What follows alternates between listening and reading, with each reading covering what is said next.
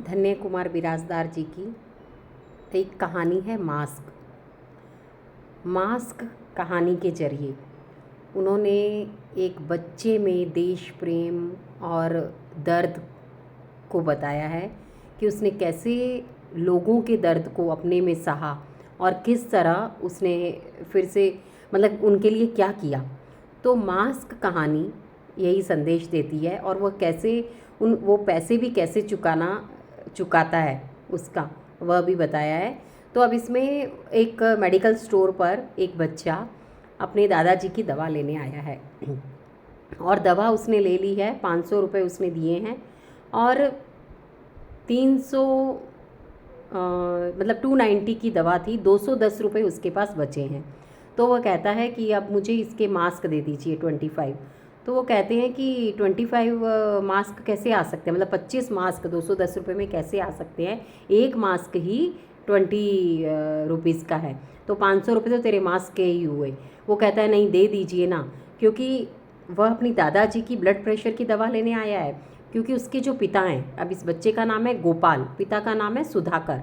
तो वो कहता है कि मेरे पिता गोपाल, मेरा नाम गोपाल सुधाकर खन्ना है और कैसे भी है तो मेरे पिता बाद में दे देंगे। मेरे पिता अभी कोरोना के कारण कहीं पर, सब लॉकडाउन होने के कारण वह कहीं पर फंसे हुए हैं और उन्हें आने को नहीं मिल रहा है, यहाँ से 20-30 किलोमीटर दूर है।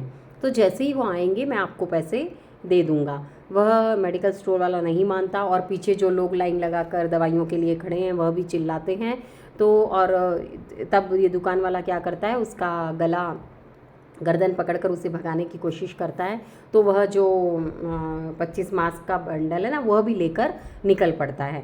तो सब लोग उसके पीछे भागते हैं। अब जब वह आ रहा था, पहले तो क्या था कि दवाइयाँ दूर से नहीं लेनी है ना, उसी दिन एक दिन कर्फ्यू में थोड़ी ढील दे दी गई थी।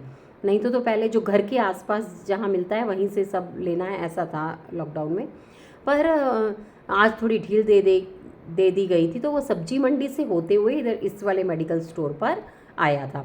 तो सब्जी मंडी में वह लोगों को देख रहा था, वहाँ जो भिखारी थे वह कैसे भीख मांग रहे थे। उनको उसने कहा भी कि अरे आप खुद तो मुसीबत में पड़ोगे, बच्चों को भी आप मुसीबत में डाल रहे हो, बच्चों को लेकर बैठे हो, ऐसे में मास्क तो पहनो। तो वो कहते हैं मास्क हो तो पहने ना, ऐसा वह सुनकर आया रहता है, इसीलिए वह यहाँ से मास्क मांगने की करता है। वो दुकानदार नहीं देते तो वह मास्क लेकर भाग जाता है और इतना फुर्ती से भागता है कि उसके पीछे 2-4 लोग आते हैं, पर वो कौन सी गली में मुड़ता है देख नहीं पाते। आगे कोई और भी पकड़ते हैं, वो भी उनके हाथ से भी निकल जाता है और वह अब वो कहते हैं छोड़ेंगे नहीं करके, वह भी पीछे पीछे भागते ही रहते हैं।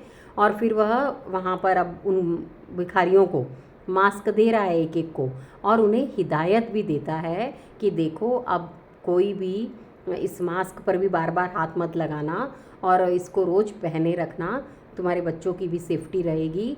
और बार बार हाथ धोते रहना, सैनिटाइज करते रहना या हाथ धोते रहना, जो भी वह उनको हिदायत देता रहता है।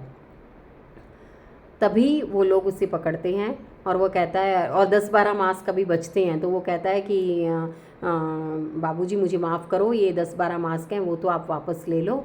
तो वो कहते हैं कि और मैं बाकी पैसे चुका दूंगा। तो वो कहता है कैसे चुकाएगा, जैसे यहाँ से चोरी करके गया वैसे ही घर से भी। वो कहते हैं नहीं, मुझे अभी इसमें गणतंत्र दिवस पर मुझे एक मेरे निबंध पर मुझे 1000 रुपये ये मिला था तो इनाम, तो मैं वही रुपए आपको दे दूंगा, आप चिंता मत कीजिए। तब वो लोग उसके देश प्रेम को देखकर और सेवा को देखकर उसे कहते हैं कि नहीं नहीं बेटा, तू एक देश के लिए एक अच्छा काम कर रहा है। तो वो मतलब लास्ट में यही बताया है कि गोपाल के विचार सुनते ही मेडिकल स्टोर्स के मालिक ने गोपाल को मास्क लौटाते हुए कहा, बेटा अभी भी किसी ज़रूरतमंद को तुम ही दे देना। और गोपाल ने मुस्कुराते हुए इतना ही कहा, जय हिंद।